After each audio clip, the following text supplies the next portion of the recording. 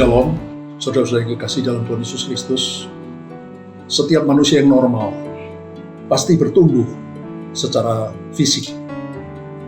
Dari bayi menjadi remaja, menjadi pemuda, dan akhirnya menjadi orang yang dewasa.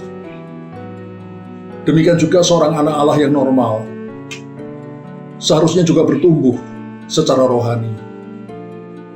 Dari bayi rohani yang setiap kita alami ketika kita baru menerima Yesus sebagai Tuhan Juru Selamat, baru lahir baru dalam kerajaan Allah, dan akhirnya kita menjadi orang Kristen yang dewasa secara rohani. Tapi bagaimana caranya mengukur tingkat pertumbuhan rohani kita? Kalau pertumbuhan secara fisik dari seorang manusia bisa kita lihat dari ukuran tubuhnya. Semakin dewasa seorang, ukuran tubuhnya semakin meninggi. Bisa dilihat dari perubahan suaranya. Dari suara kanak-kanak menjadi suara seorang pria atau seorang wanita yang dewasa. Perubahan fisik seseorang juga bisa dilihat dari bentuk tubuhnya. Dari bentuk tubuh kanak-kanak menjadi bentuk tubuh seorang pria atau seorang wanita yang dewasa. Tapi bagaimana cara mengukur kedewasaan rohani seseorang? Kedewasaan rohani seseorang bisa diukur atau dilihat dari imannya. Apakah iman seseorang itu makin bertumbuh? Iman seseorang itu makin kuat. Dia tidak mudah lagi digoyang, diombang-ambingkan oleh rupa-rupa angin pengajaran. Tidak mudah diseret oleh permainan palsu manusia yang menyesatkan.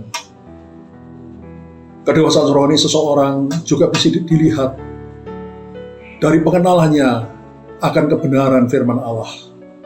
Dia makin mengenal firman Allah dan menjalankan firman Allah dalam hidupnya sehari-hari. Sehingga dia mengerti akan rencana Allah yang luar biasa bagi hidupnya, bagi dirinya.